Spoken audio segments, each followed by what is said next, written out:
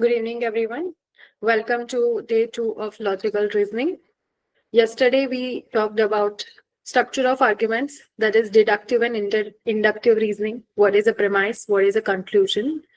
And then we talked about different terms in syllogism, and we discussed the square of opposition, the relation between 4 kinds of arguments: A, that is universal affirmative; E, that is universal negative; I, that is particular affirmative; and O, that is particular negative. And we also solved questions based on that. So after that, the next immediate inference techniques, we also talked about immediate and mediate inferences. Immediate is where only one argument is used to reach the conclusion, and where more than one argument are used to reach the conclusion, it is called mediate inference. Usually, syllogism has 2 arguments. So syllogism is a kind of mediate inference technique. Okay. So immediate inference techniques, apart from square of opposition, there are 3 techniques: conversion, obversion, and contraposition. Based on this, we learn how statements can be interchanged in a valid manner. And based on that, the question that is asked is, which of this is a logically equivalent statement to the given statement? That is the type of question asked. And it is almost being asked in every question paper in the last 2-3 years. Okay. One question that is fixed is policy. One policy has to come. Another, there would be a question either based on square of opposition or based on conversion, obversion, contraposition. There will be at least one question based on Indian School of Logic. The remaining 2 questions depends on the mood of the examiner, whether it comes from syllogisms, that is this conversion, obversion, or square of opposition. There's another question, or there's 2 questions of fallacies, or there's a basic question about deductive inductive reasoning, or there are 2 questions from Indian logic system. But at least one question has to be there from each of these 3 topics. Okay. So now, what is conversion? Before that, a quick recap.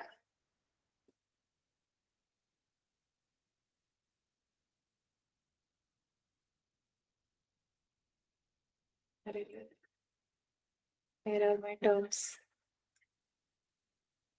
Okay. In any statement, in any premise, there are 2 parts: predicate and subject. The subject comes first, then comes the predicate. So here, see, all mammals are warm-blooded. Here, mammals is the subject, warm-blooded is the predicate. All dogs are mammals. Here, dogs is the subject, mammals is the predicate. All dogs are warm-blooded. Here, dogs is again your subject, warm-blooded is your predicate.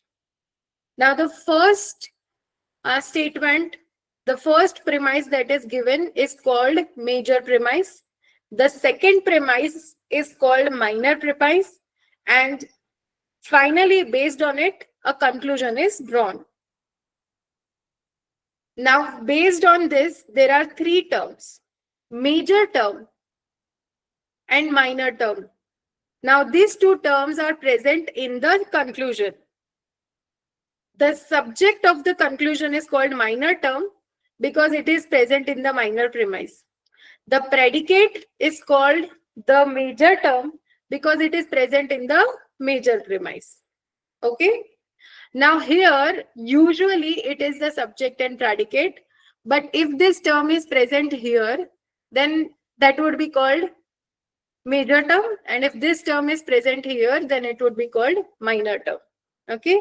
Next, this term, which is common and linking both the subject and predicate of conclusion, that is linking both the major term and the minor term, this common word, this common category is called middle term. It does not exist in the conclusion. Middle term cannot exist in the conclusion. Middle term has to be there in the major premise and minor premise both. And it cannot be there in the conclusion. But it is the linking term between major premise and minor premise.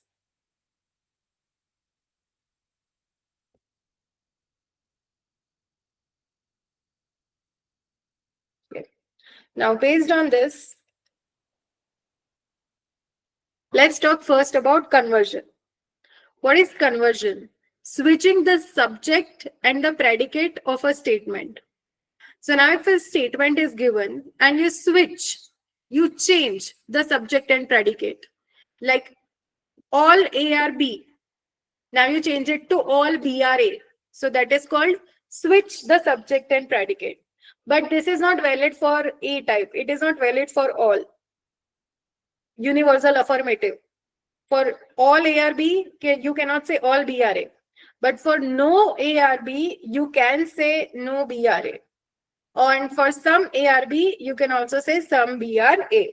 Example is this. No dogs are cats. So all the dogs are not there when we consider the group of cats. So that is why it can be converted to no cats are dogs. So all the cats are not there in the group of dogs. Both of them are distributed terms because we are talking about all dogs. All dogs are not cats and all cats are not dogs. Okay. So here the premise is no dogs are cats. It can be converted to no cats are dogs. A switch of subject and predicate. Similarly for I type, particular means some is used. Some boys are singers. Some singers are boys. This is a valid conversion. Okay. For A type and O type, the conversion is not valid. So conversion cannot be done for A type and O type statements. It can only be done for universal negative, that is no, and particular affirmative, that is some. Clear with this? Clear with conversion? Okay. The next is, okay, so see, this is also, I have taken an invalid example also. If you write all apples are fruits, and if you just switch the subject and predicate, if you convert it, all fruits are apples. Would this be true? No. So that is why it cannot be done. Some fruits are apples. That is called conversion by limitation. Now, instead of just switching subject and predicate, you are also changing it from universal to particular. So that is not exactly conversion. Okay. So conversion is done only for E type and I type. Next is obversion. There are 3 steps to it. First, keep the subject, the first term as it is.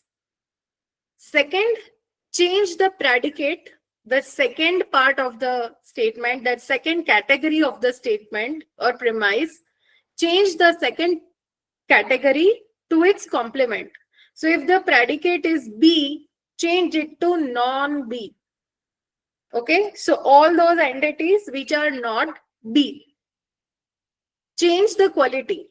Affirmative becomes negative. If it is all, it becomes no. If it is some are, it becomes some are not. Okay. And if it is no, it becomes all. If it is some are not, it becomes some are. You keep the subject as it is. Change the predicate to non, to its complement, that is non, and whatever the predicate was, and then change the quality from affirmative to negative or negative to affirmative. Whatever is the original quality in the premise, you change it. It is valid for all proposition types, A, E, I, O, all of them can undergo obversion. This is the example. For A type, all cats are animals. No cats are non-animals. For E type, no students are lazy. All students, see here we have kept students as it is. Lazy becomes non-lazy. and no becomes all. Here, all cats are animals. Cats is kept as it is. The subject is as it is. Predicate becomes complement. Animals becomes non-animals. And then we change from positive to negative. From affirmative, universal affirmative, it becomes universal negative. Take a moment to read and understand the statement.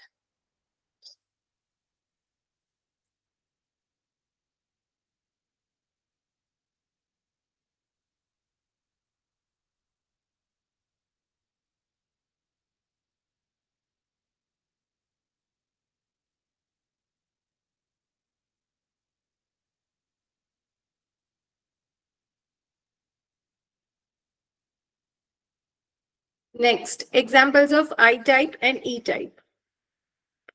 Particular affirmative. Some men are doctors. Keeping man as it is, changing doctors to non-doctors. That's the complement. And some becomes some are becomes some are not. Okay. So some men are doctors. That premise, when aborted, it becomes some men are not non-doctors. It is a logically equivalent statement. Next, for particular negative, some birds are not parrots. Keeping birds as it is, changing parrots to non-parrots, and some are not becomes some are. Particular affirmative, a particular negative statement, a particular negative premise becomes particular affirmative. Some birds are not parrots becomes some birds are non-parrots. Take a moment to understand the statement.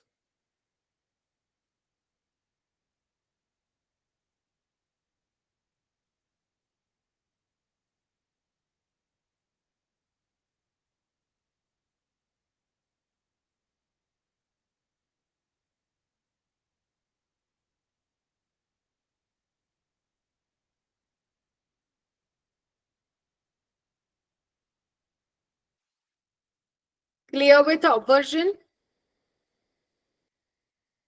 How it is done? Clear?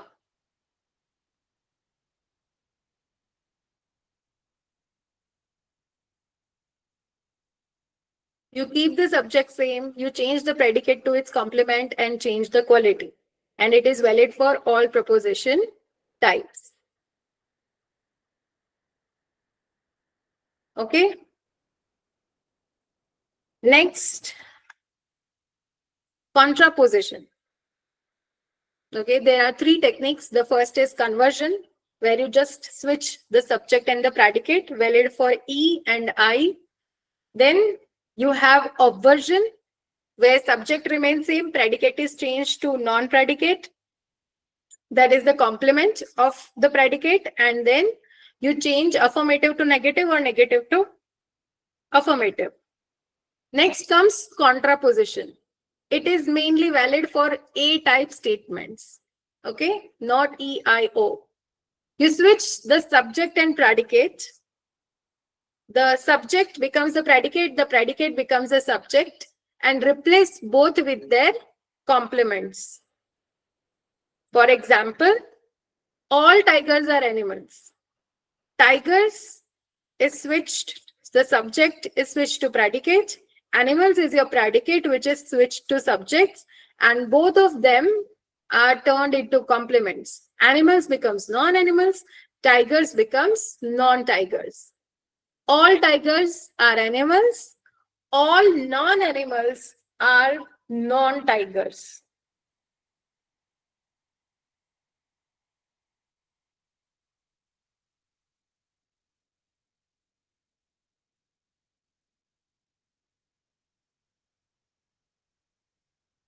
So if I had to like draw a circle, that this circle is animals and this circle is tigers, then here all animals are there. This is tigers. So all non-animals. So this rest of the world, like if I say this is the universe, so all these entities which are not animals are non-tigers. They cannot be tigers. Why? Because tigers are included in the group of animals. Clear with this? I hope that this Venn diagram helps to understand. All tigers are animals, so all non-animals are non-tigers. So everything that is not an animal is not a tiger because all tigers are animals. This is called contraposition and it is valid for A-type statements.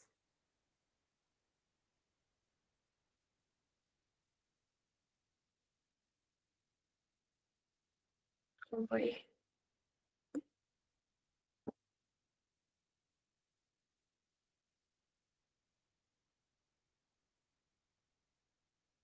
Okay, I'll just do it later on. Let's go to the next slide, which is a quick recap. You can take a screenshot of this for your reference.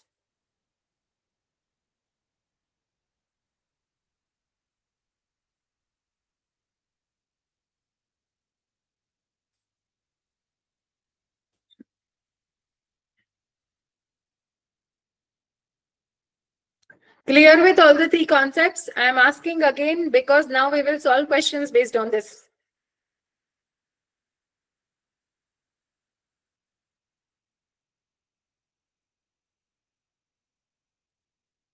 Which of the following statements are logically equivalent? Okay. This question has been asked a lot of times in the last 2 years. Some non-birds are mammals. Some birds are not mammals.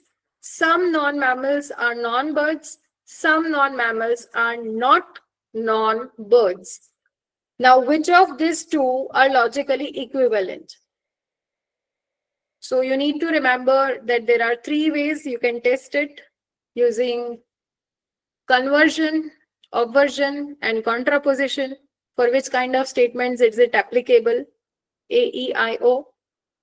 And then if all the conditions are matching or not. So are there 2 or 3 statements which are logically equivalent when we use this?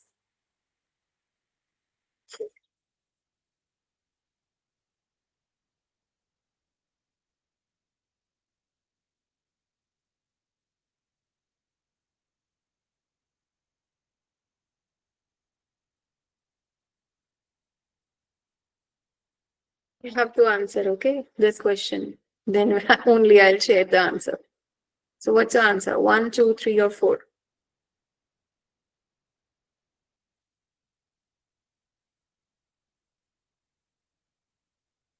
Another way to solve this is using Venn diagrams, but then you need to be really good at Venn diagrams, otherwise non-mammals and non-birds words like that will confuse you.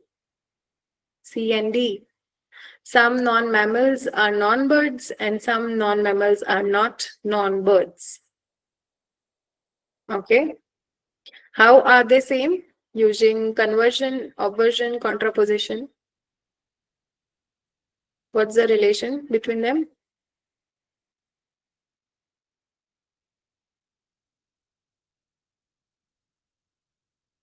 Others.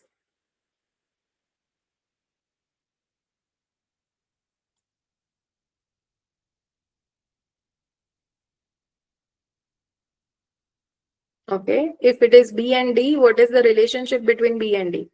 If it is A and C, what is the relationship between them? If you are writing 2, also tell me what's the relation. If you are writing 3, tell me what's the relation. If you are writing 4, tell me what's the relation. If you are writing 1, tell me what's the relation. Is it conversion? Is it obversion? Is it contraposition? And if you used Venn diagram, write that I used Venn diagrams. Fourth, contraposition. Okay.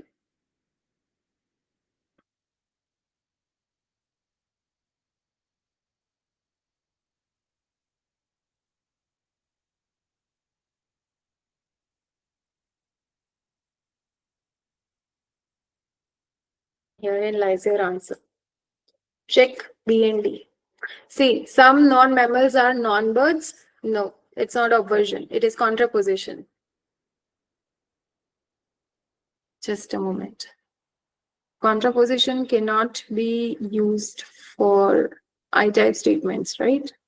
But it is O-type statement. So it's okay.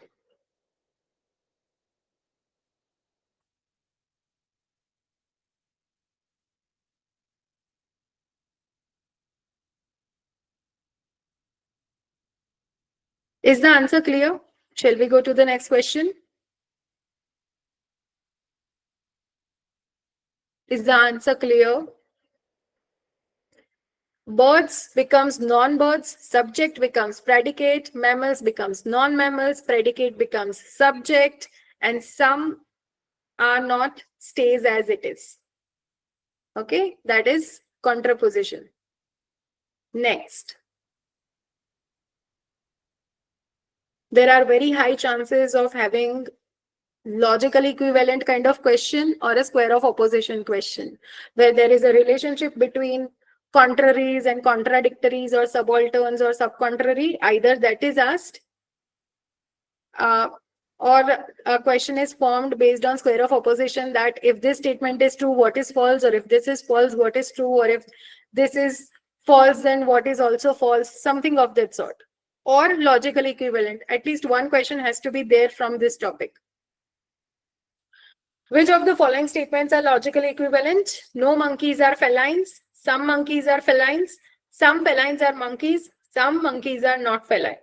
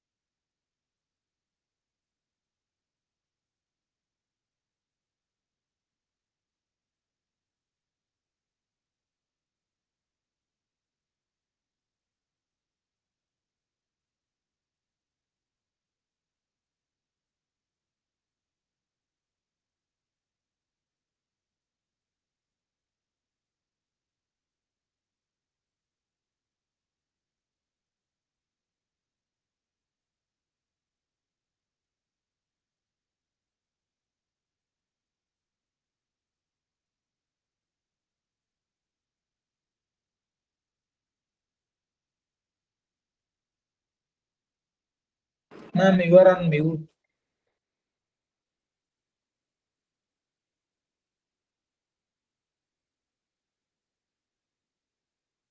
You are on mute. On mute. Okay, sorry, I'm on mute. The answer is 2, B and C only, based on conversion. Here, subject and predicate are interchanged. Some monkeys are felines. Monkeys, subject becomes predicate. Felines, predicate becomes subject. And the rest of the things stay as it is. Applicable only for E-type, universal negative, and I-type, particular affirmative. This is particular affirmative, so it is applicable. Okay, next question.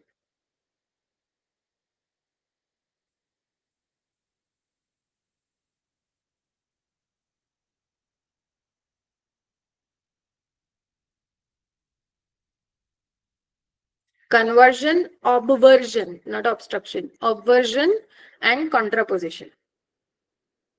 Okay. All non-trees are non-animals. No animals are trees. Some animals are not trees. No trees are animals. Now, which of the following statements are logically equivalent?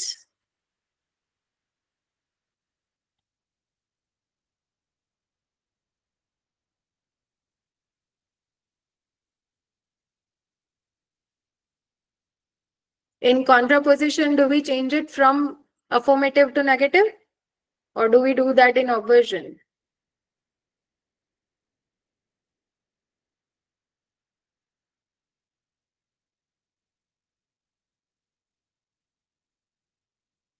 So if we are saying 3, based on what? Conversion, obversion, contraposition.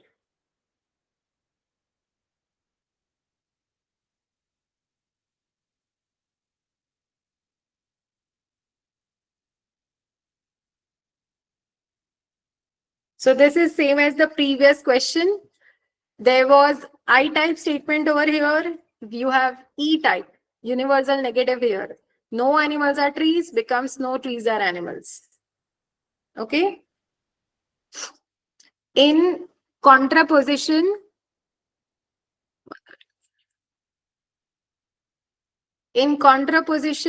we just change subject and predicate, and then we change them to complements. We do not change it from affirmative to negative. Okay.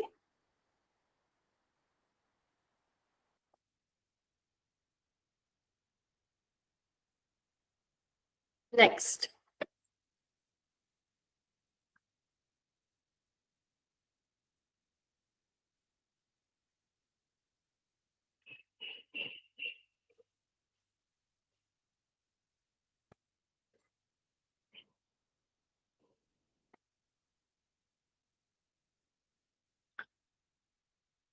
What's the answer here?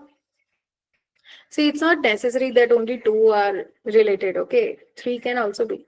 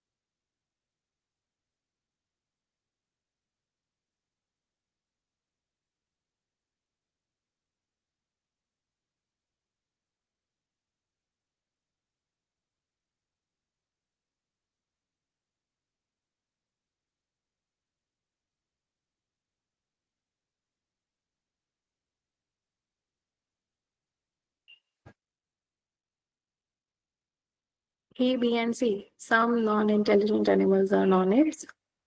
Some apes are not.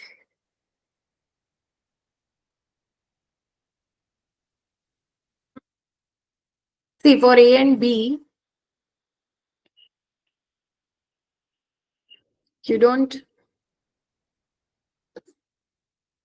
switch the in obversion, you don't switch the subject and the predicate. You just keep the subject as it is and change the predicate to what do we say, the complement.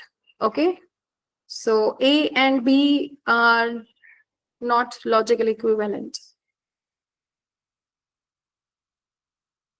For 3, A and D only. Some non-intelligent animals are non-apes. So some non-intelligent animals are not non-apes. No. That there is no kind of relation between A and D. The subject is as it is. The predicate is not changed to complement.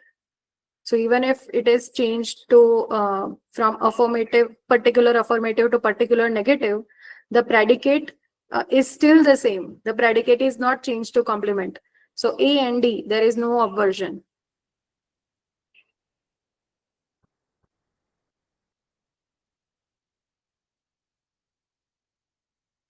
Okay.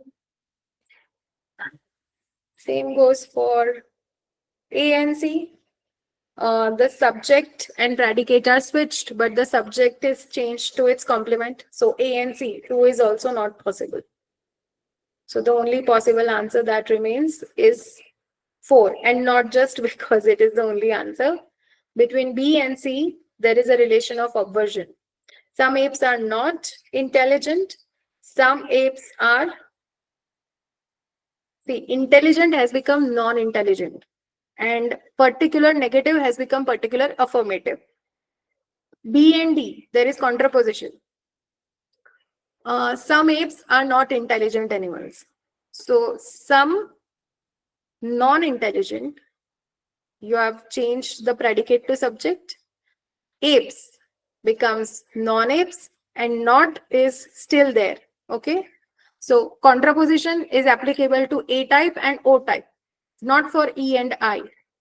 Therefore, B and D has contraposition. That's why the answer is 4. I hope things are clear.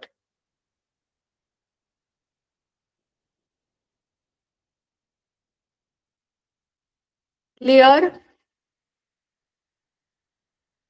If not, take a screenshot of the answer slide. Once the session ends, sit, draw Venn diagrams, and things would be more clearer. Only 2 people are able to understand, and 3, 4 more who have given the right answer. Especially the ones who have given the wrong answer. Are you clear? I am waiting for your okay so that I can move forward. Because I can see the names for those who are saying okay. And there are certain names that come up every day. So I ensure that all those names are there. Okay. Next.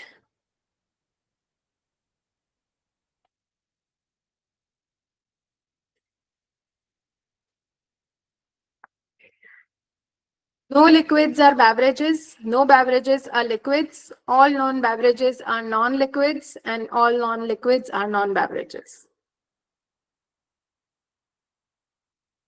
Now here there's no option with 3. So you only need to check 2. And that also you need to check only the relationships which are given there in the option. Like A and D is not given there in the option. So automatically it is not there. We don't need to think about that. Okay, you just need to check the 4 relationships which are there in the option.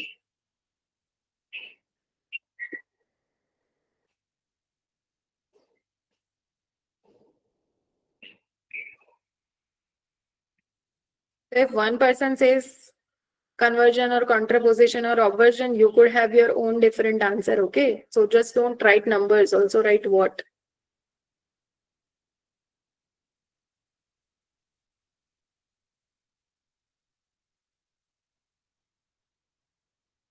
So yes, 1 is your answer. So see, either it could be, it depends on your luck in which shift you get your question, whether it is very as simple as a conversion from universal negative where only subject and predicate are switched, or it is something as simple as a particular affirmative, some dash r dash, and you change the subject predicate, or then it goes to obversion or contraposition, or you have options where there are 3 possibilities, 3 A, B, C, something of that sort is written in the group. So you need to check all more possibilities than just 4. Okay, it depends on your luck, but there are very high chances of either this question or a question based on square of opposition. Okay. At least so far in 2023 and 2024, in those question papers, at least one question from this is there in each question paper, each shift. Next, which of the statements are logically equivalent to all women are honest human beings? Okay, now this is a question where a statement is already given. Now you just need to check which of the 4 matches that logically.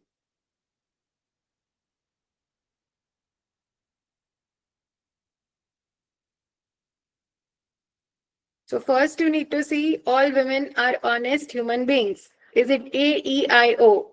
And then what kinds of relations, conversions, inferences are applicable on that kind of statement?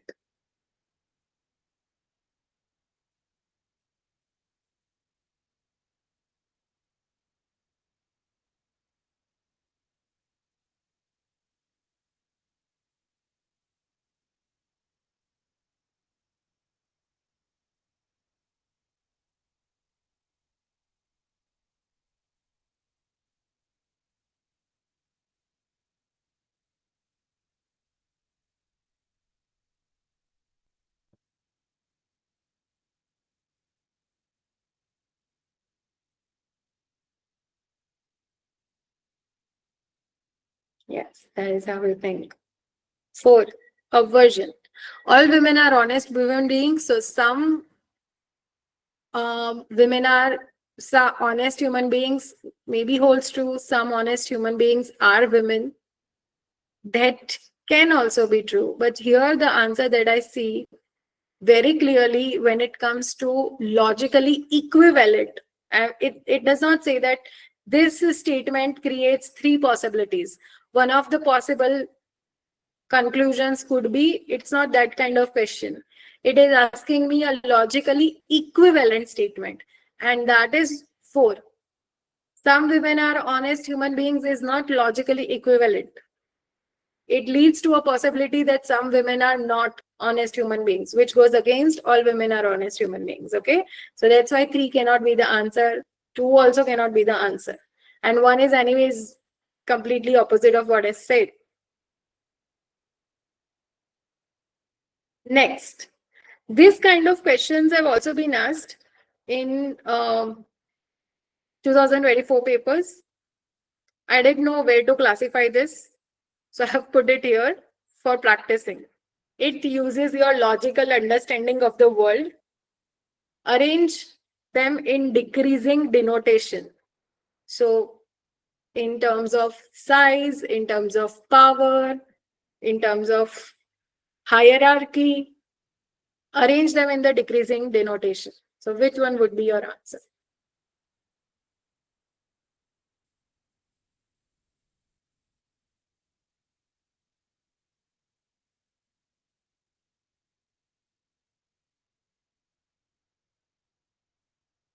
This is something that we learned in school in plant and animal kingdom.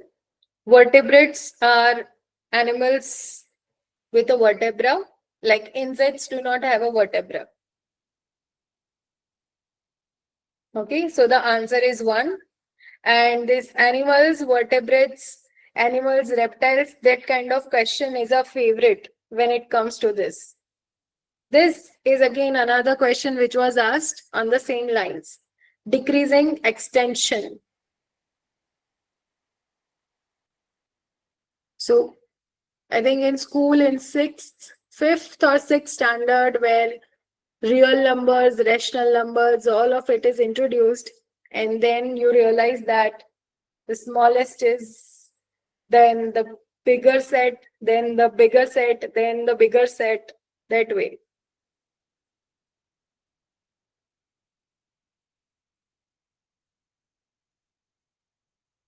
Okay, so again here the answer is 1, mathematics, arithmetic, numbers and prime numbers. Okay. Mathematics encompasses a lot of things like algebra, geometry, apart from arithmetics. Arithmetic is about numbers. And in numbers, prime numbers is a set of numbers.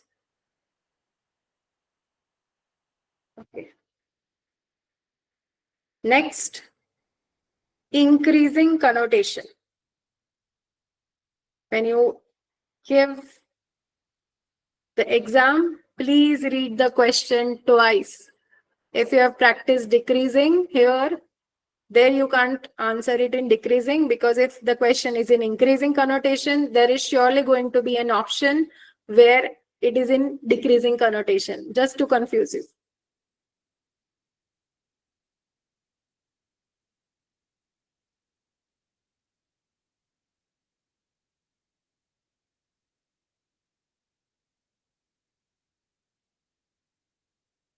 I don't know why, but the answer for all these questions is 1. And these are actual questions. Okay. No, the answer is not 4. The answer is 1. And I'm stuck somewhere because I started draw. How do I stop it? Does anyone know how to stop this?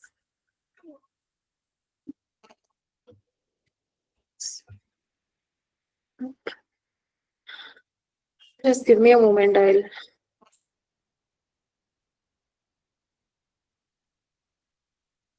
start my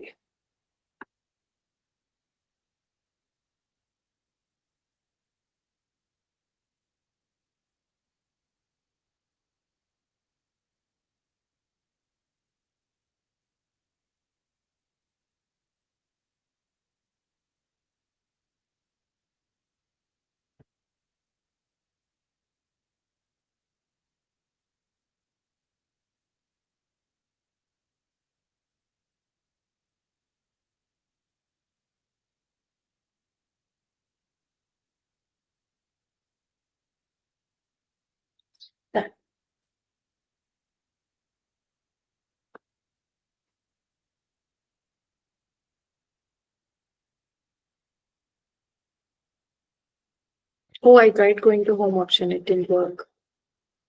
May I explain why? The answer is 1. I had marked it wrong. It was my mistake. Okay, because it is an increasing connotation.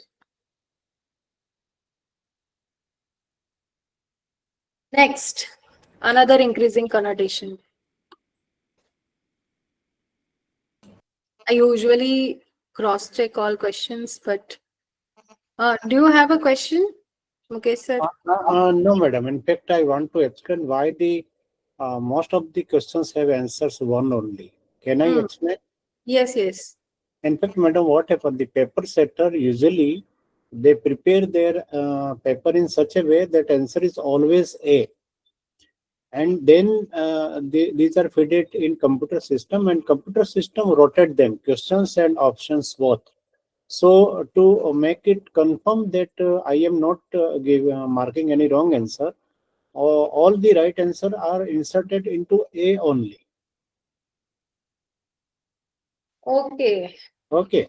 Okay. Yes, yeah, So, because I think yes. few years back I read that if you are in doubt, mark C as your answer. So I think now for UGC NET we should say if you are in doubt, mark A as your answer. No, madam, it is not so. In fact, what happened whenever someone, the paper setter is preparing the Answer key. questions, they are told that your correct answer should be marked on A only. It Yes, should I be got your A. point, sir, and I also Yes, got the yes, computer will shuffle it because A is not our answer for all questions, right? yeah, yes. Somehow But for this question, okay, uh, okay, madam. Okay, madam. I did I whatever. think you have got it. Okay, madam. So my point was that for all the questions of this kind, although I took them from different question papers, their answer was 1. That which is a different thing. Because also the paper sequence and option sequence is different for people sitting besides each other. So maybe that is the question paper and answer key released by NTA is like this. Okay, coming back to this question, mammals, wildcat, feline, animal, vertebrate. What's the order of increasing extension? So I've gotten the answers. Mhm.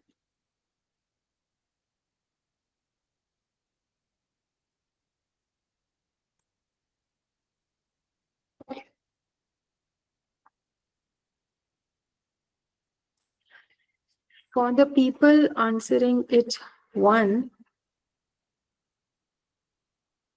A, B, C, D, E, C, A, E, D, C, D, E, A, D. Why would it start from feline? Yeah, tigers and lions are also felines.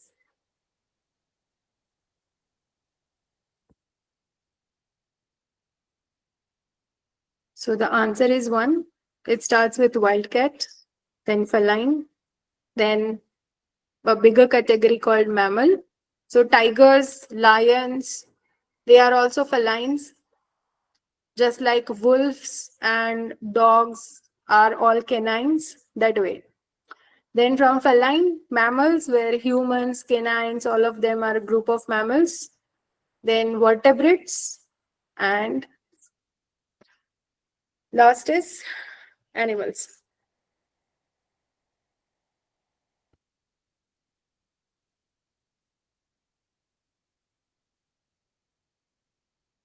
Clear with the answer? Especially for those who answered 4 or 2. 2 is the reverse sequence. Here, the question is in increasing extension, not decreasing. Otherwise, 2 would have been your answer, the complete reverse of 1. And that is the end of this PPT.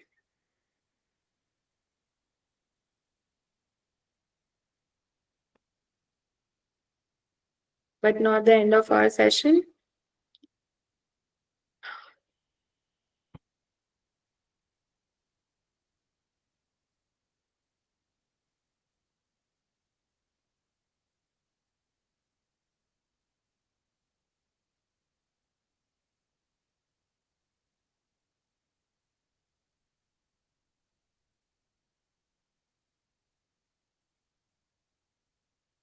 Okay, so far we have covered basic terms, deductive and inductive reasoning, syllogism, and immediate reference. Now, mediate reference, which includes mood and figures, and then fallacy. We'll cover as many fallacies as possible today because the list is long and I've tried to cover all kinds of fallacies that I could find in options of questions for fallacies in UGC NET, at least for the last few years. Okay. And tomorrow, in logic system and whatever remains of fallacies today. But before understanding fallacies, you need to understand rules of syllogism. A quick recap. A is universal affirmative. The subject is distributed. Predicate is not distributed. E, universal negative. Subject is distributed. Predicate is also distributed. Both of them have quality of entirely not belonging to each other. I, particular affirmative. Neither the subject nor the predicate is distributed. And O is particular negative. The subject is not distributed, but the predicate is. Some cats are not white. Here we are talking about all whites are not white. All whites are not cat. That is why predicate is distributed. We discussed this yesterday. We also discussed the terms in syllogisms: major term, minor term, middle term. Major term, predicate of conclusion; minor term, subject of conclusion; and middle term appears in both premises but not in the conclusion. Now, there are different rules of syllogisms in different places. I have collected 9 of them. So let's say there are 6 classic rules plus 3 rules, because some books say there are 4 classic rules, some say there are 5, and I've collected all the available ones. There are 9 rules in total. If you remember them, the speed of solving questions would be faster. You wouldn't need to think much. Understand them here, memorize them in your free time, because memorizing them would help. How many tables will you carry in your exam if you don't memorize them? Okay, and these rules need to be memorized. But remember, these rules are for syllogism. They talk about the validity of the structure. Premise 1, premise 2, conclusion. Does the conclusion logically follow from premise 1 and premise 2? These rules talk about that. They do not talk about if whether the premise is actually true in the real world or not. That's a different scenario. Okay. So these rules talk about the structure, not the factual accuracy. So if I say all cats are dogs and all dogs are birds, then all cats are birds. In terms of syllogism, this is valid and true as per the rules. But in real world, all cats are not dogs. Dogs cannot be birds, and cats also cannot be birds. But for syllogism, this is true. We are not talking about factual accuracy here. Okay? We will talk about that when we talk about fallacies. That is when we talk about factual accuracy. Okay, rule number 1. There must be exactly 3 terms. No more, no less. 2 premises, 1 conclusion, 3 terms. For example, then 3 terms are major, P, minor, S, and middle, M.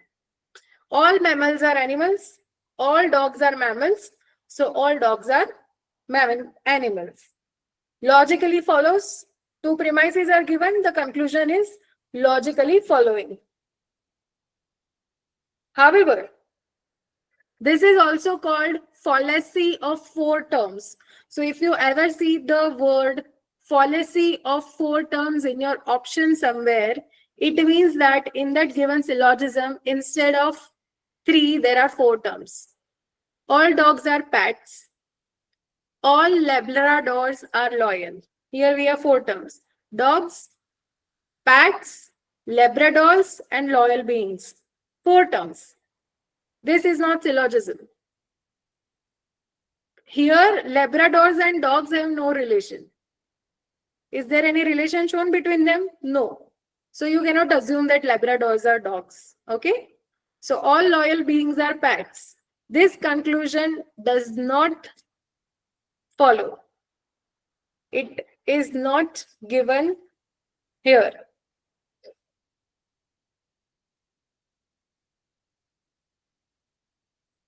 Second rule, the middle term must be distributed at least once.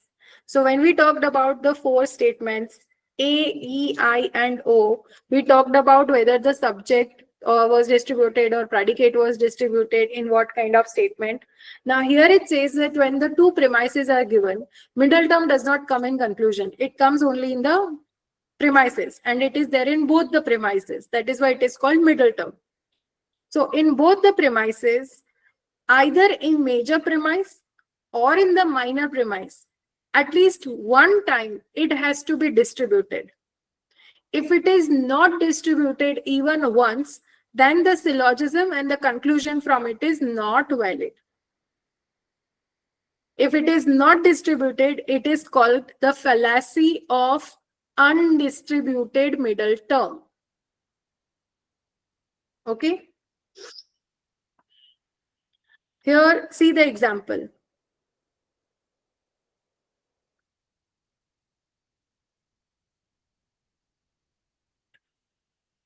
Just give me a moment.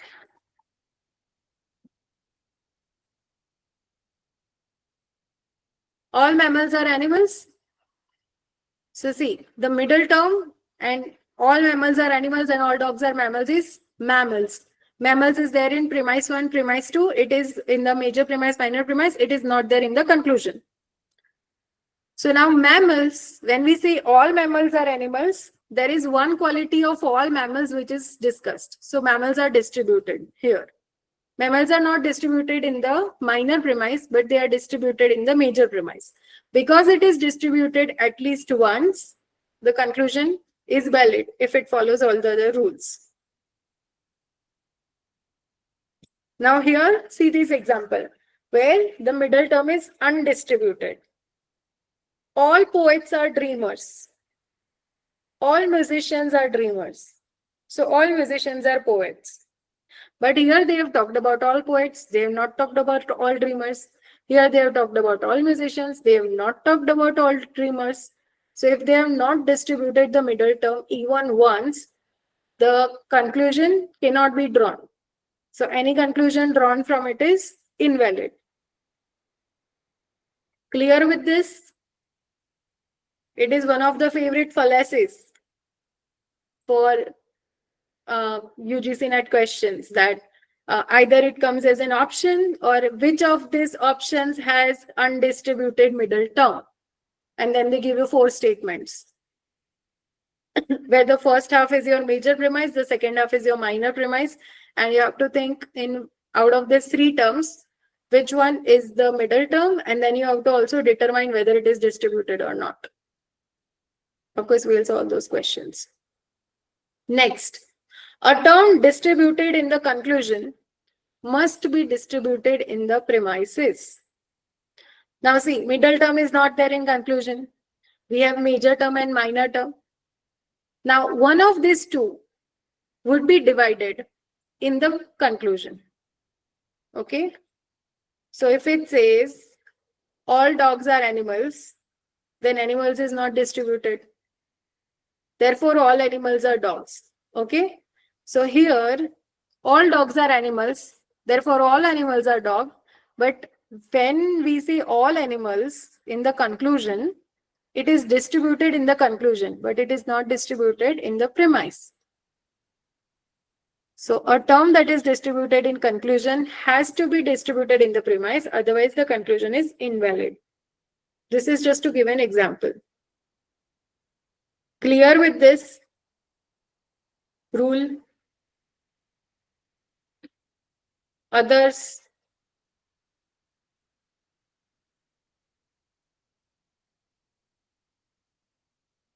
Yes, ma'am. Next, a syllogism cannot have 2 negative premises.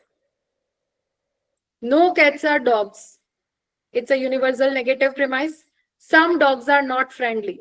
It's a particular negative premise. If both these premises are negative, no conclusion can be drawn from them. That's a rule.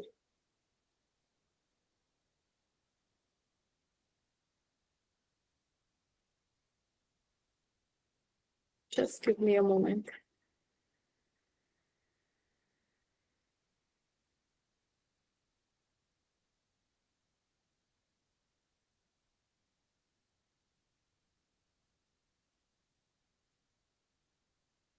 Yeah. So if there are two negative premises like this, no birds are mammals, no mammals are reptiles, therefore no birds are reptiles. Two negative premises, invalid structure. This is called fallacy of exclusive premises. Both premises are exclusive, they don't have connection to each other.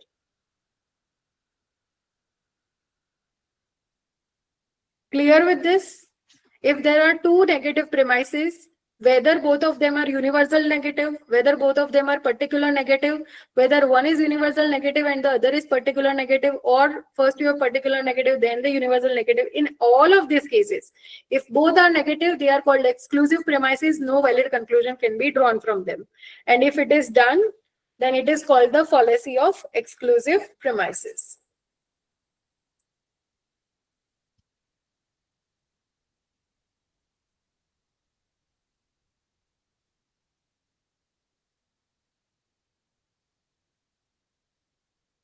Next, if one premise is negative. Now, if two premises are negative, there is no conclusion. If one premise is negative and one premise is positive, the conclusion has to be negative. Fixed. All reptiles are cold-blooded.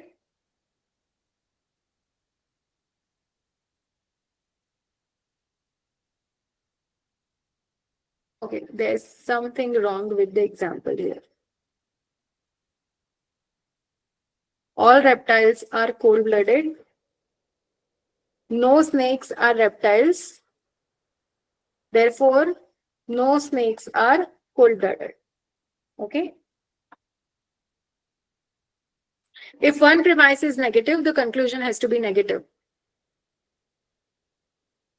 All reptiles are cold-blooded. No snakes are reptiles, therefore no snakes are cold-blooded. So in real world, actually it's false because all snakes are reptiles and they are all cold-blooded.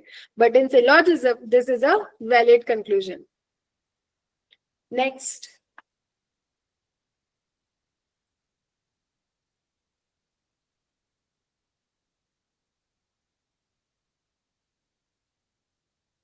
No cats are reptiles. All tigers are cats. Therefore, all tigers are reptiles is not valid because if there is one negative premise, the conclusion has to be negative.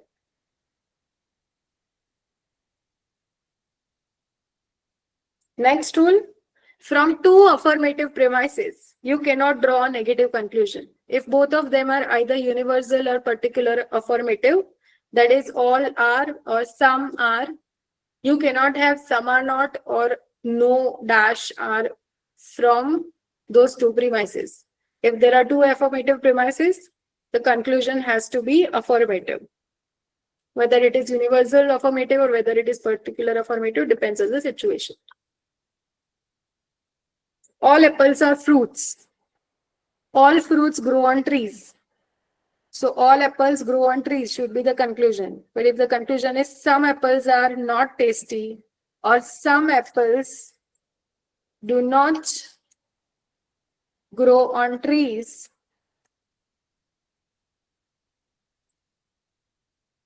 then it is an invalid conclusion. Okay. Next. This is a quick recap of the 6 rules.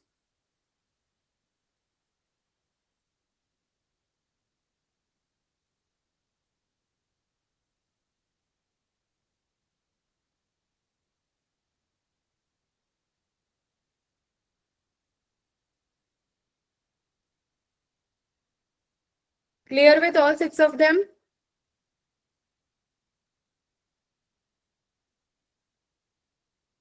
Please give me an okay once you take a screenshot of this.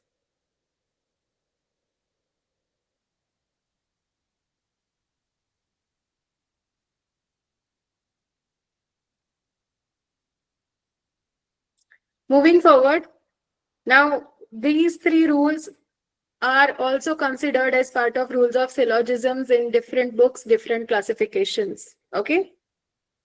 If one premise is particular, particular means some is used. Okay. Then it is called particular, either particular affirmative or particular negative. If one premise is particular, the conclusion also must be particular. Just like if one premise is negative, the conclusion is negative. Similarly, if one premise is particular, the conclusion has to be particular. This refers to I or O type propositions. If you draw a universal conclusion, like all and no, from a particular premise, the argument becomes invalid. For example, see, some dogs are pets. All pets are friendly. Therefore, all dogs are friendly is invalid. Because here you have some, you have a particular premise. Now the correct form is some dogs are pets, all pets are friendly, therefore some dogs are friendly. Now this is a particular conclusion, which is valid. Clear with this?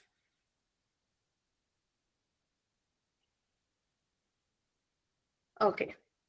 The next rule, if both premises are particular, no valid conclusion can be drawn.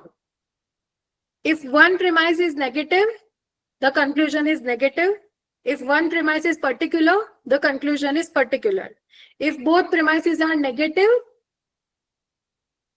then no conclusion can be drawn.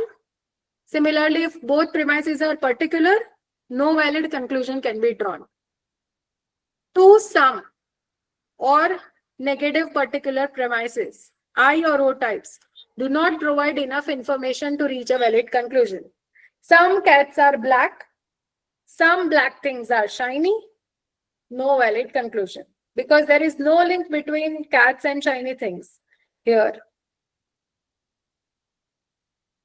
You can also see here that the middle term, black, is undistributed. It remains undistributed. So no conclusion can be reached. Clear with this rule? Okay. And the last one, no particular conclusion can be drawn from exclusively universal premises. See, if one premise becomes particular, the conclusion is particular. So if the conclusion is universal, that is all dash R or no dash R, that means the premise has to be particular. There cannot be a particular premise. So no particular conclusion can be drawn from exclusively universal premise. It is a reverse of the rule that if one particular premise is there, conclusion is particular. So if the conclusion is universal, that means both the premises are not particular. Okay. So when you have exclusively universal premises, your conclusion is not particular. It is universal. For example, all birds have wings. All parrots are birds. Both are universal. So you cannot say some parrots have wings.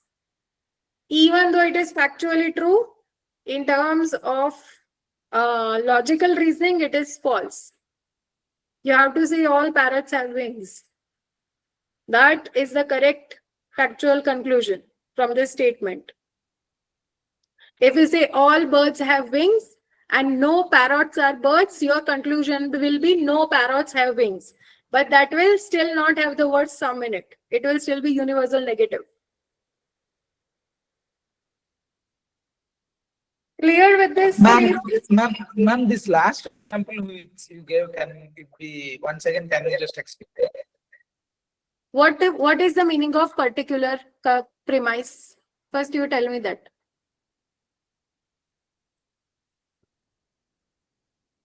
What do you mean by particular? Which word will be used? Some? Yes, ma'am. Okay. So now if some is there in conclusion, Because we saw that if there is one premise, I'll just go to that slide.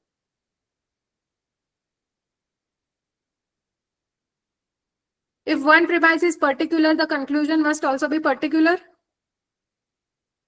Yes, ma'am. Yes. So if the conclusion is universal, that means both the premises are not particular. Because if one premise was particular, then the conclusion should have been particular. So no particular conclusion can be drawn from exclusively universal premises. So if both the premises are universal, there cannot be particular conclusion. Because if there is particular conclusion, then one of the two premises has to be particular. Okay. Now see, the reason for understanding these rules is if you just solve the syllogisms on your own also using Venn diagrams or logic, then also you can understand. But why do we have these rules? First, because there are fallacies based on these rules. And second, they ask questions based on these rules, which we will practice after we talk about a topic that is based on this. So if you don't know these rules, then you will not be able to answer those questions directly. You will have to waste a lot of time solving the logical reasoning, solving the syllogism. That is why these rules.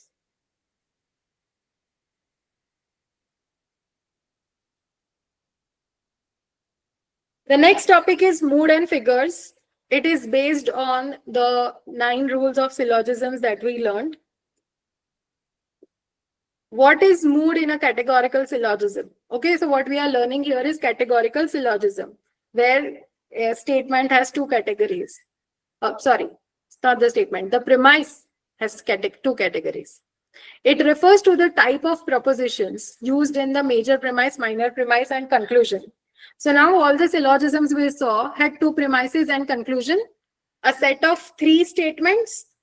So now all these 3 statements are of what type? The first statement, the second statement, and the third statement. That is the major premise, the minor premise, and the conclusion. The first one is what? A or E or I. The second one is what? The conclusion is of what type? That combination is called mood in categorical syllogism. It is expressed as a 3-letter code showing the form. For example,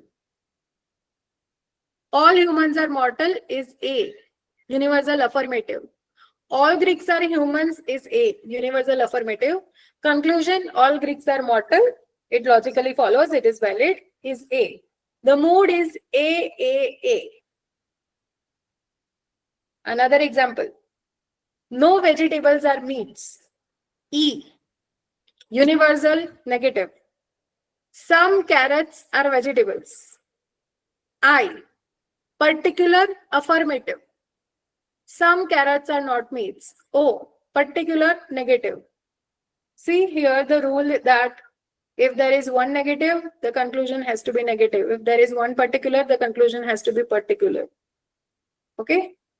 The mood here is EIO. This is what is called mood in syllogism. Clear?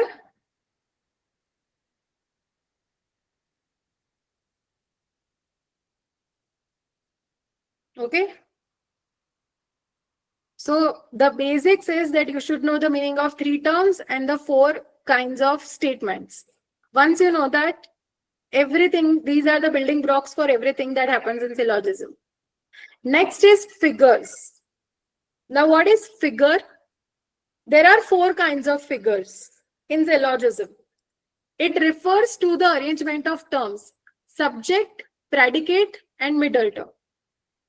So subject, predicate, and middle in a syllogism, where does the middle term appear in major and minor premise? Based on the location of the major and of the middle term in the major and minor premise, there are 4 kinds of figures.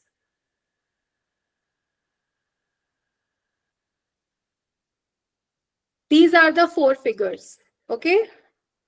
Where T is the major term, S is the minor term. We are using the same denotation throughout. it's the acceptable denotation, like because P major term is the predicate of conclusion, S minor term is the subject of conclusion, and M middle term is there in major and minor premise. That's why it's the middle term. Now in the first figure, middle term is the subject in major premise and it is the predicate in minor premise. In the second figure, middle term is the predicate in both major and minor premise. Third, middle term is the subject in major premise and it is also the subject in minor premise. And fourth, major term is the predicate,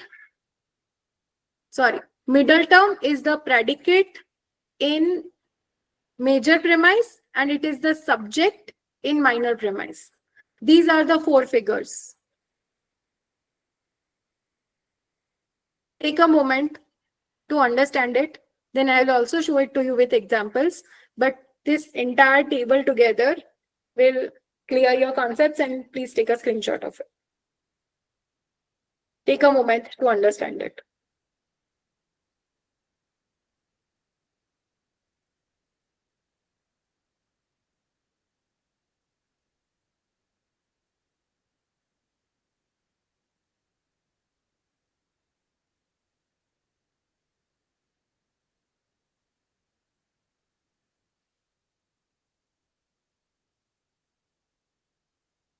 Now let's see example of each figure.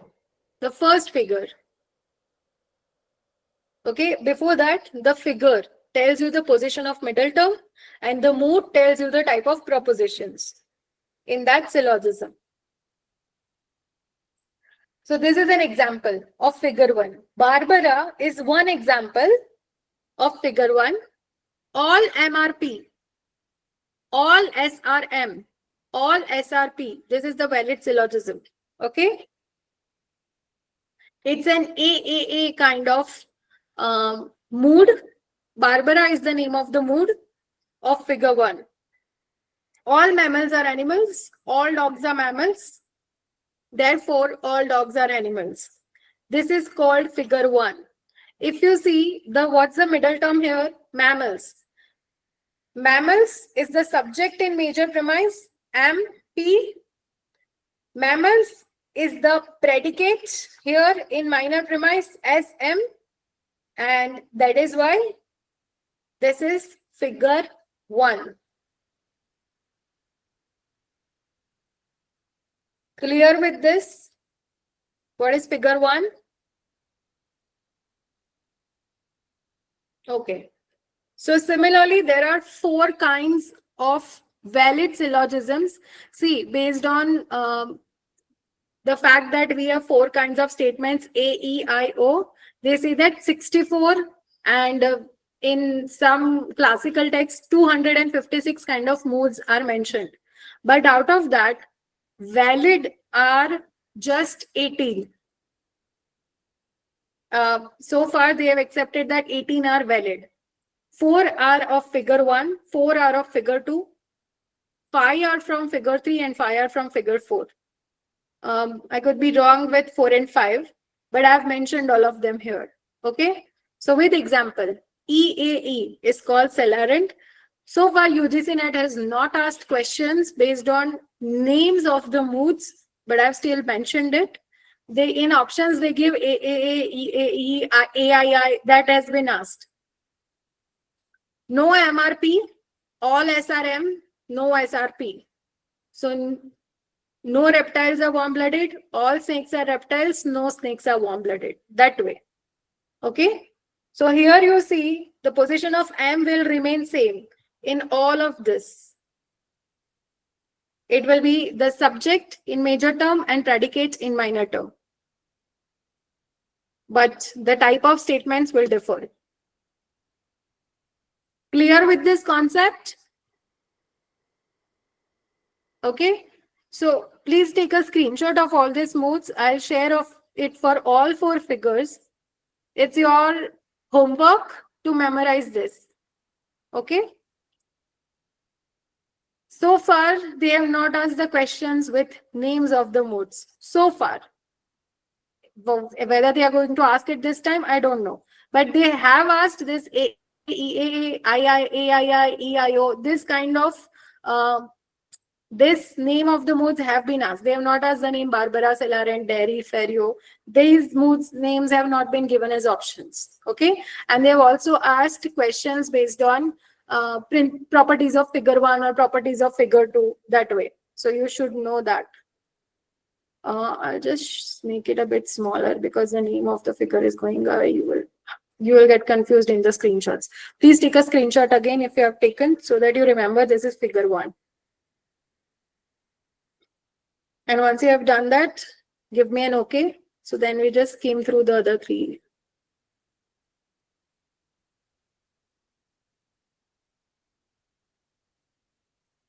Okay. Now second, major premise and minor premise. The middle term is a predicate in both of them. No PRM, all SRM. So no SRP is a valid syllogism. EAE. No athletes are lazy. All footballers are athletes. So no footballers are lazy. If you see, okay, just give me a moment.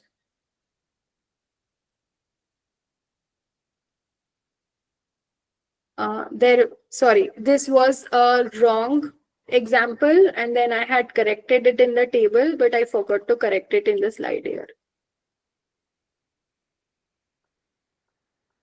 Okay, now you can see it. It's correct.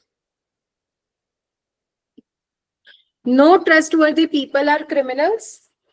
All politicians are criminals. So no politicians are trustworthy. Although the middle term is predicate in both, if you see, it is distributed in the first major premise.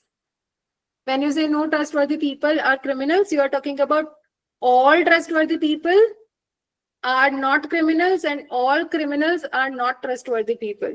So there's a quality that distributes trustworthy people as well as criminals. Okay, so here the middle term is distributed even though it is a predicate. So don't think that it is undistributed.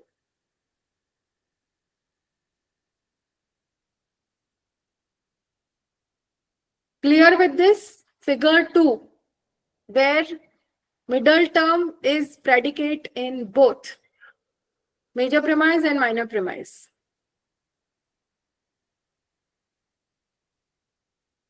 Okay. Next, these are the 4 possible moods in figure 2 which are valid.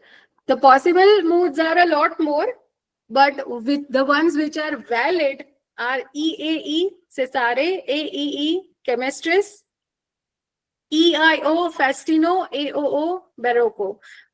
These names have Latin origins, so that is why they look like this. Okay.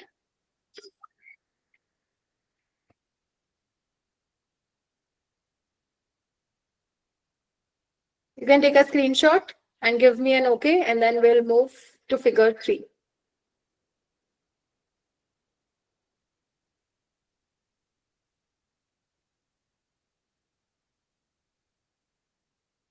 Figure 3 is where the middle term is a subject in both major premise and minor premise. Like all dogs are mammals, all dogs are pets. Therefore,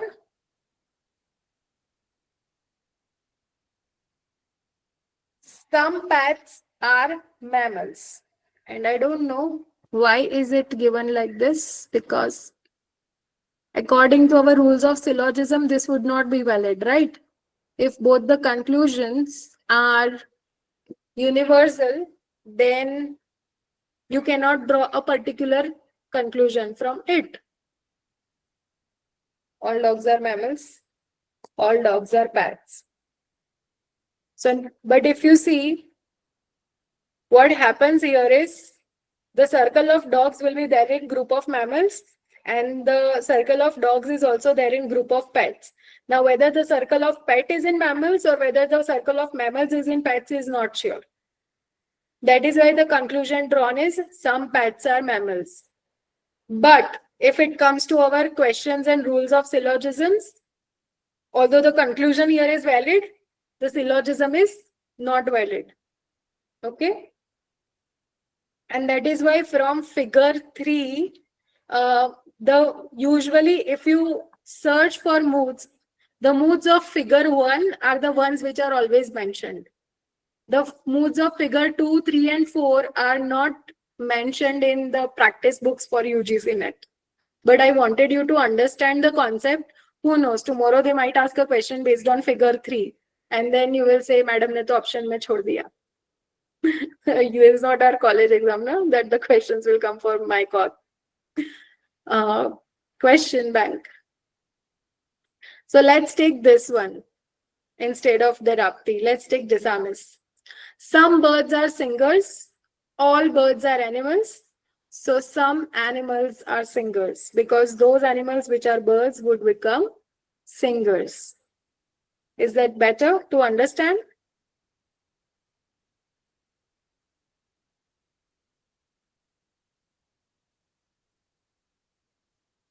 No squares are circles and all squares are geometric figures.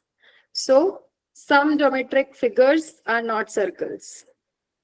Okay, so now you see again, the conclusion drawn is from two universal is a particular. So that becomes a problem. That is why maybe it is not a part of the 6 classical rules.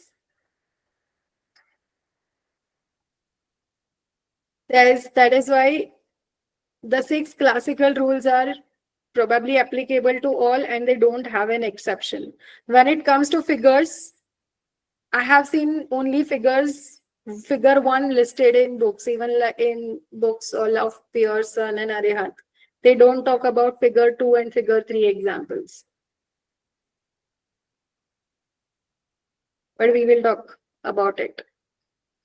Okay, figure 4. Major premise, minor premise. The middle term is predicate in major and subject in minor. All citizens are voters, all voters are adults, some adults are citizens. I think that rule from whichever book I have taken might not be applicable, which is also the reason a few of you had questions with that rule, right? Because either these figures are invalid or that rule is invalid. And that I'll tell you tomorrow because I'll have to do some research as for the authority of the book from which I took that rule.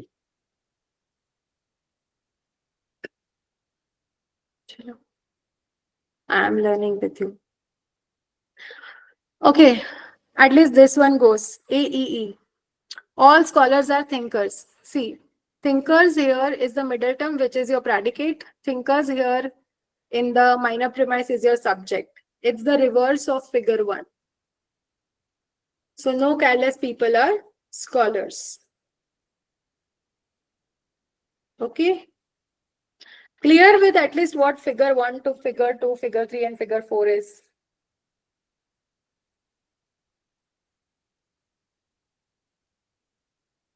Great. Now see, these are some previous year questions which have been asked based on these concepts. Given below are 2 premises. From those 2 premises, 4 conclusions are drawn. Select the codes that states the conclusions drawn validly. You can either take the premise singularly or you can also consider both of them jointly. Okay? No birds are mammal. The premises are all bats are mammals and no birds are bats. Conclusions drawn. No birds are mammals. Some birds are not mammals. No bats are birds. All mammals are bats. Now this you can use based on rules of syllogism, based on contraposition, that square of opposition, and you can also draw conclusions based on Venn diagrams.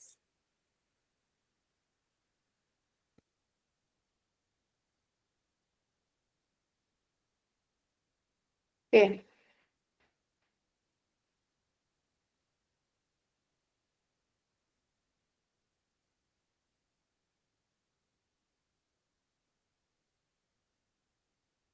No birds are bats. All bats are mammals. See, why is it not 1? Because no birds are bats. But what if other birds are mammals? Okay, here we know that bats are not mammals. But if no birds are bats, there is still a possibility that there are some birds which could be mammals. Okay, because there is no talk of overlap between birds and mammals. But what is very sure here is that no bats are birds. Conversion. Bats and birds are completely different.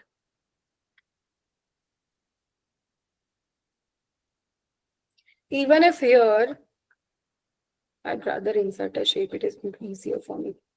Even if here this birds overlaps into mammals, there will still be an overlap. It will not go into the circle of bats. Clear with this? But in the conclusion, can middle term occur? Okay, so see, they are not saying whether this syllogism is right or wrong. And that is why they have also mentioned in the question, taking the premises singularly or jointly. If we take the premise singularly, then we can draw this conclusion. Jointly, no. No bats are birds is conversion of B. There is no use of A when it comes to the answer 3. Okay. So what we learned in the beginning, conversion, obversion, contraposition. Based on that also, if you think no birds are bats, means no bats are birds. Here, even if the premise A was not given, we could have got the answer. So if they are mentioning take premises singularly or jointly, that is because of the doubt that you raised, which was correct. That middle term cannot occur in the conclusion. Next, all gentlemen are polite. No criminals are polite. No criminals, therefore, no criminals are gentlemen. So, which one is the major term in the above syllogism? Is it the predicate in the premise, subject in the premises? Is it the subject of first premise, predicate of conclusion, or is it the subject of second premise and subject of the conclusion? Basically, they are asking the definition of major term. These questions used to come a few years back, not in the last 2 years, but who knows? Subject of the premises. That's the major term.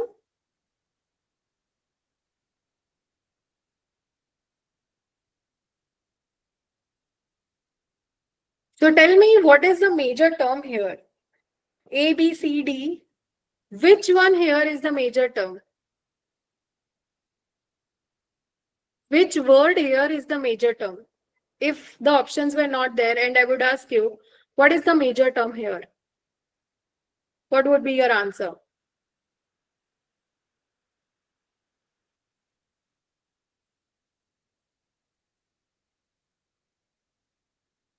Polite here comes in both the premises, not in the conclusion. So it is the middle term.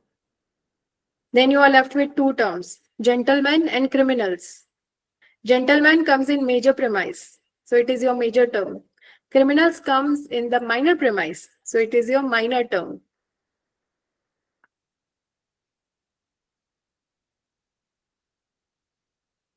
Subject of the first premise and predicate of the conclusion.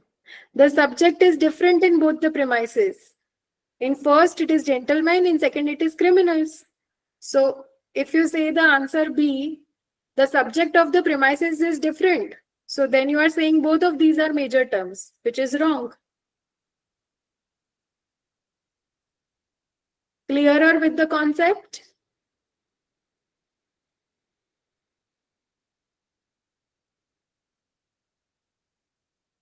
I'm waiting for those who give me wrong answers to say that. I just got one okay. What about the rest? Clear with the concept of the three terms? Should I take it again?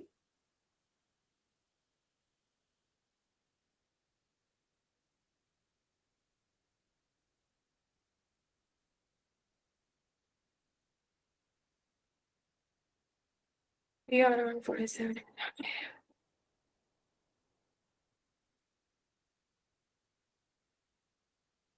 Take a minute to read this again.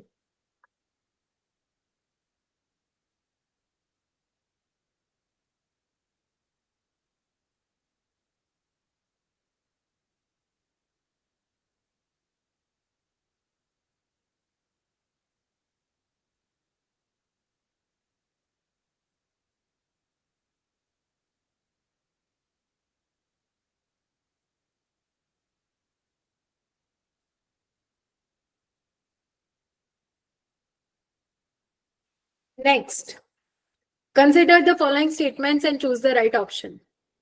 Middle term should be distributed in at least one premise. Middle term should be present in the conclusion. Both premises can be particular in a valid argument, and both premises can be negative in a valid argument.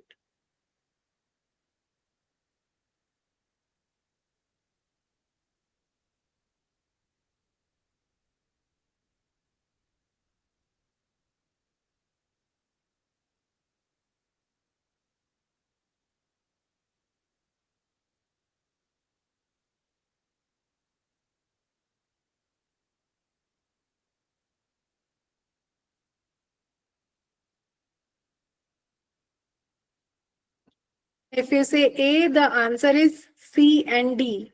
Both premises can be particular in a valid argument and both premises can be negative in a valid argument. Is that the answer?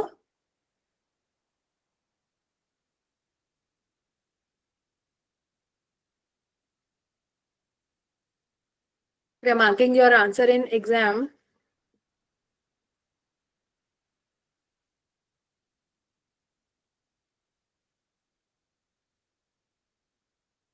A, which means you are saying both C and D are correct, right?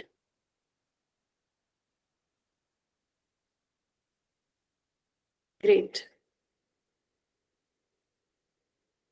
That's what I'm saying. If you are saying your answer is only A is correct, then your answer should be marked in C.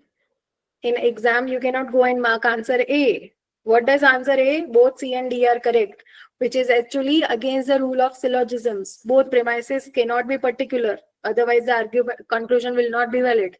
And both premises cannot be negative, then also the conclusion will not be valid. So C and D are anyways wrong. Middle term is never present in conclusion. It is present in both premises. And middle term should be distributed at least in one premise. Otherwise, there would be fallacy of undistributed premise. So your answer is only A. This contradicts the rule 4 and contradicts the rule 8. Okay, so be very particular. Which option are you marking? Are you choosing the option from the question or are you choosing those options which you are supposed to mark from in exam? Next. Which of the following is true with respect to the first figure of categorical syllogism? This question has been asked a few years ago.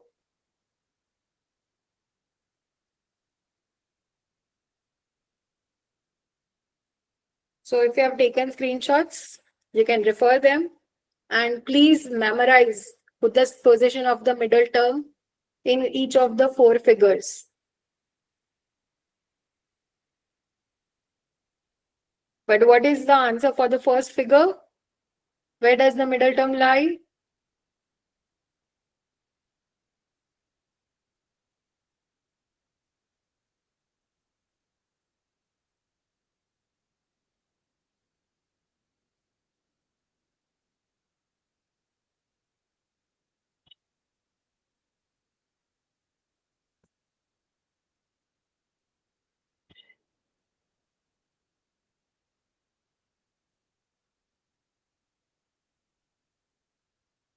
See for my answer. When it says that middle term is in conclusion, automatically C and D are options that I will not look at. Because middle term is never there in conclusion. My only choice is A and B, which is figure 1 and figure 4. Because in figure 2 and figure 3, figure 2 it is both predicate, figure 3 it is both subject.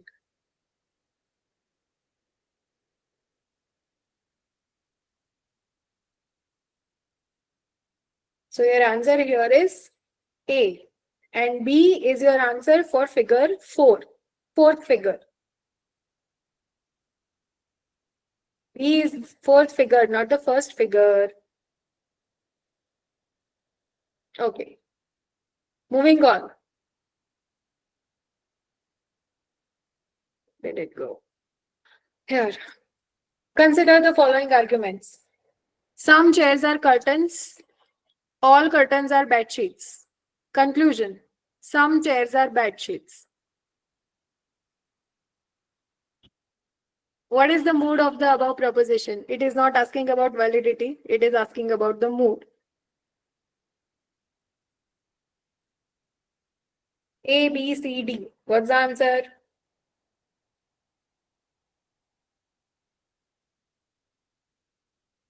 I, A, I. It's particular affirmative, universal affirmative, and again conclusion is particular affirmative.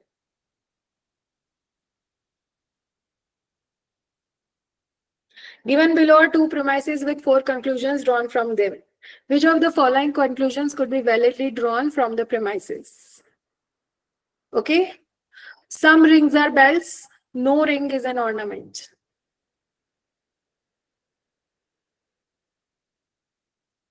Which conclusion can be drawn? Some rings are bells. No ring is an ornament.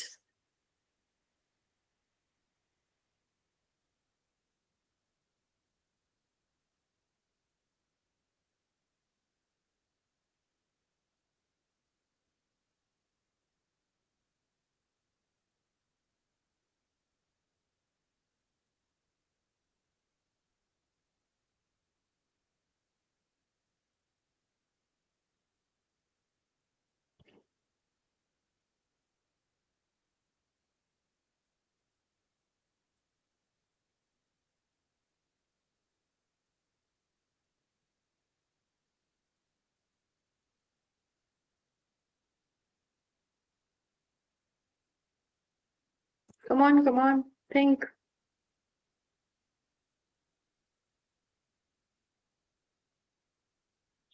B and D.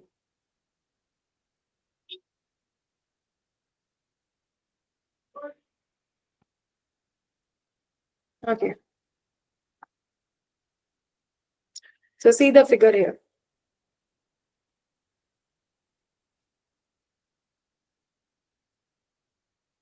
Some rings are bells. Okay. So this is for sure that there is an overlap between rings and bells. No ring is an ornament. So either ornaments overlap with bells or they do not. But it is sure that they do not overlap with rings. In this case, all bells are ornaments. We do not know. Some ornaments are not bells. Maybe, may not be. What if this ornament is entirely there inside the circle of bells? That is third possibility. Okay. Like, if I have to draw, this is rings.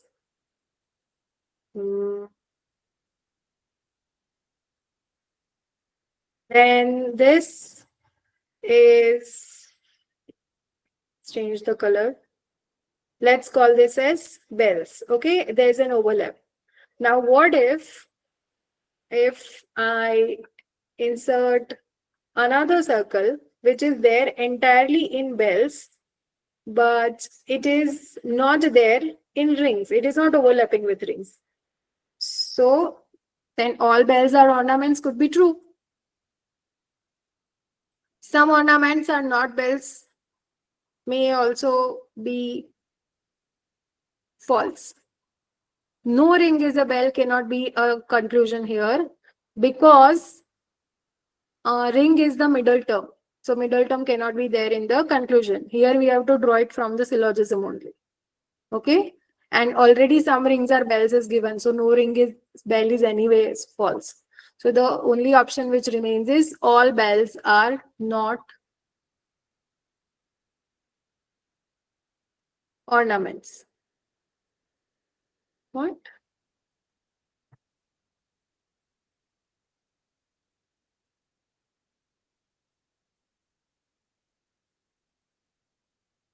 What is this question saying?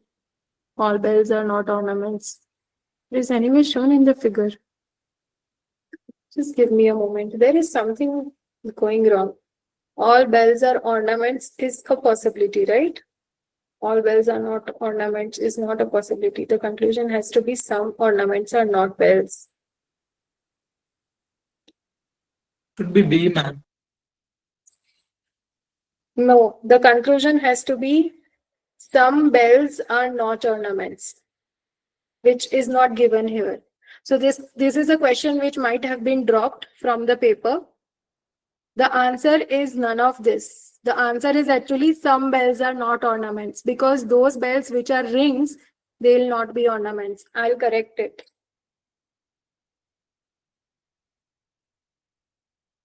Okay.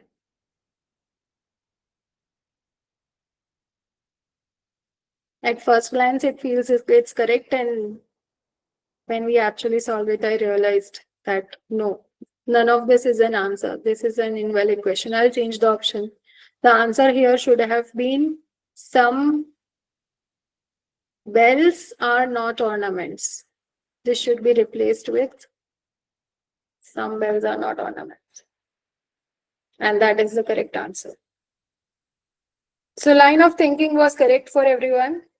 So here I cannot say anyone's answer is incorrect because the options were not.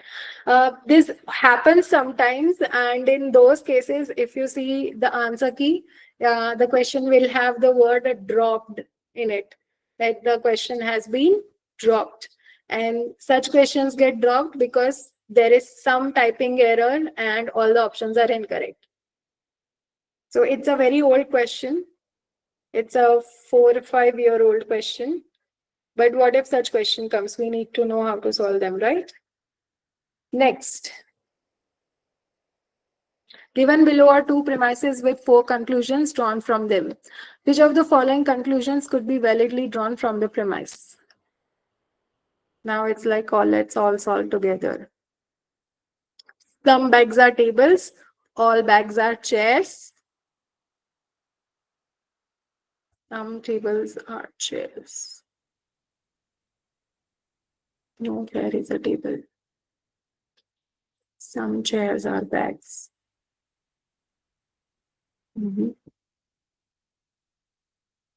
And some bags are not tables. Okay. Okay, for at least this, I know the answer. It's correct.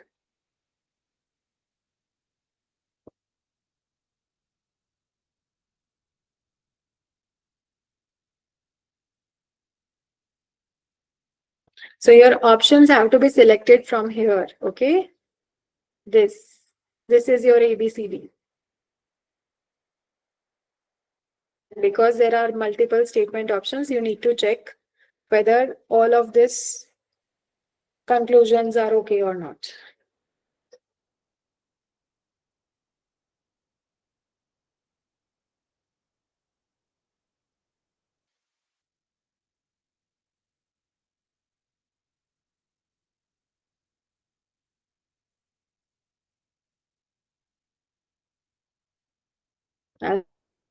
I'll give 30 more seconds.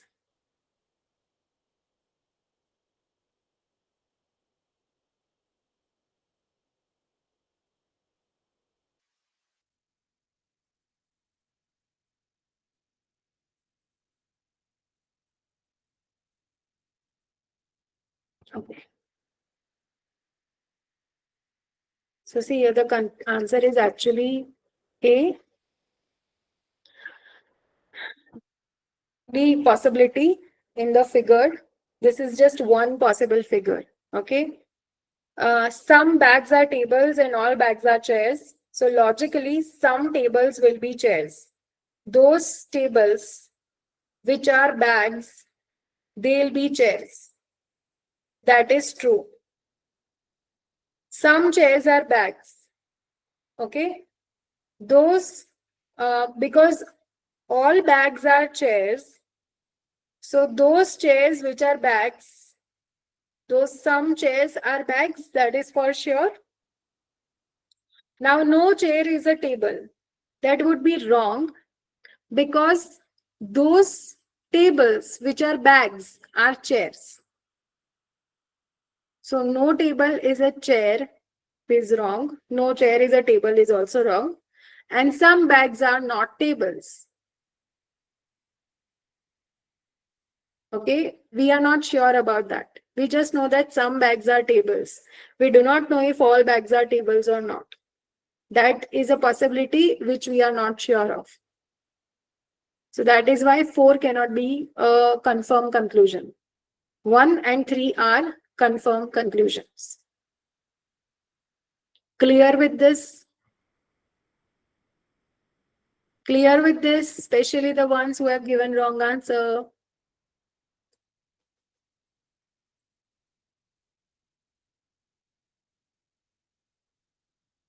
The ones with the wrong answer, do you want me to repeat it again? I'm waiting for your okays.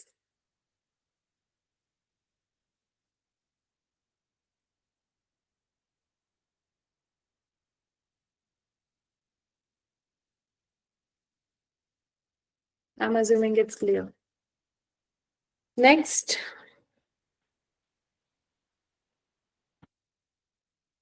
Which of the following is correct in the context of syllogism? Now, this is a question that has been asked, I guess, in the last year.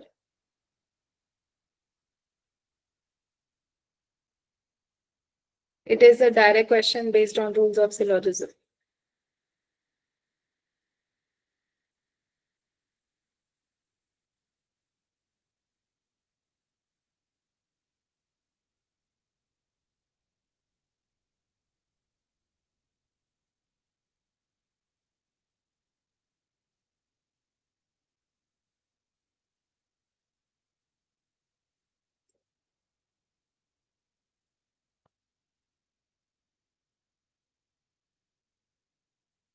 With 2 negative premises, affirmative conclusion can be drawn. Yes or no? Predicate of the conclusion is the minor term. Yes or no? Middle term must be distributed at least once in the premises. Yes or no? With 2 universal premises, particular conclusion can be drawn. Yes or no? The term distributed in the conclusion must be distributed in the premises. Yes or no?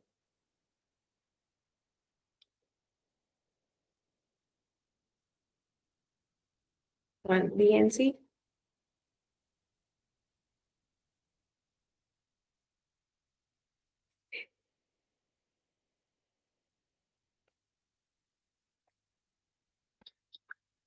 Good. The answer is 4. Why? See, if you remember the rules, when 2 negative premises are there, no conclusion can be drawn. Predicate of the conclusion is actually the major term. Middle term has to be distributed at least once, that's a rule. With 2 universal premises, whether it is all or no, particular conclusion cannot be drawn. A conclusion with sum cannot be drawn. And the term distributed in the conclusion has to be distributed in premises. E is also a rule of syllogism. So C and E are rules of syllogism. The other 3 are actually opposites of what the rule is. And I just suddenly realized the problem with moods. See, when we say all dogs are cats and all cats are monkeys, so all dogs are monkeys is true. That is why some dogs are monkeys is also true. But it is not the valid conclusion. Okay, it shows possibility. That is why that syllogism might be valid as a mood, but we cannot take it as a particular conclusion that the syllogism is true syllogism is valid because of the rule that to universal premises, particular conclusion can be drawn. This rule is there for sure. It is confirmed to me now, at least after this question. Okay. Next. This is a question based on middle term, minor term, mood. All these terms are given in the options here, and you need to check which of these statements are right and wrong. And this is also a question which was asked in 2024. What can be inferred correctly from the following? No musicians are Greeks. All traders are musicians. Therefore, no traders are Greeks. What can be seen from this? Okay. Should I just make it a bit bigger? Is it clearly visible to you all? Maybe. The visibility could be an issue. Okay, now it should be visible. No musicians are Greeks. All traders are musicians.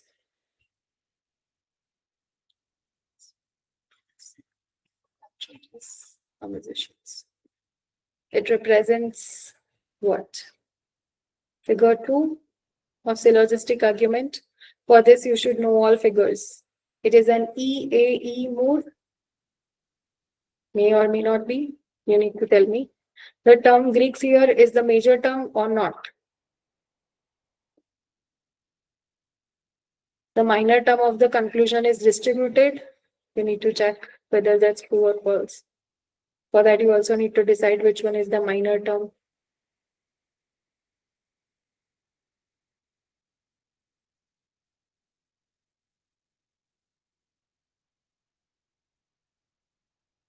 And whether the middle term is distributed or not.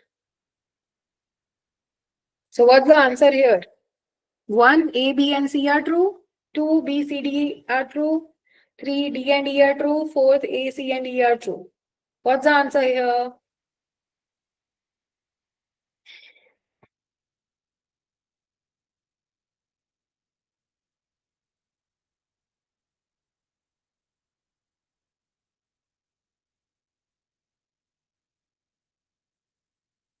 Four, A, C, and D. 2, B, C, and D. Okay, 2 answers. What about the rest of you?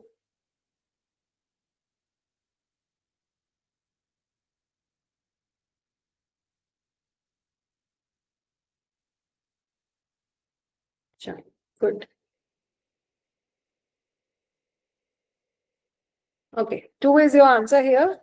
This is not, see, if you see what's the middle term here, first of all. Musicians, Greeks, traders, musicians. Your middle term is musicians. Okay, what's the position here? Is it the same? Is it both subject? Is it both predicate? No, no. So it cannot be figure 2.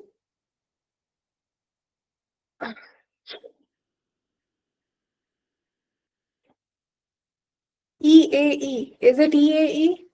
Universal negative, universal affirmative, universal negative? Yes. No, all, no. So B is true. Greeks is there in the major premise, the first premise, and it is there in the conclusion. So here it is the major term. If Greeks is the major term and musicians is your middle term, what remains is traders, which is your minor term. So now minor term of the conclusion is traders. Is it distributed? No traders are Greeks. So Greeks and traders, all Greeks are not traders, all traders are not Greeks. So there is some quality which distributes all traders, it also distributes all Greeks. So the minor term of the conclusion is distributed. Yes. Is the middle term undistributed? No, it is distributed in the major premise itself. When it says no musicians are Greeks, it is distributed here. So E is wrong. That is why A and E are wrong. B, C, and D are correct. Clear with this? Okay, so nowadays when they ask questions, it could be a question that combines your entire knowledge of syllogism, terms, rules, figures, moods, everything.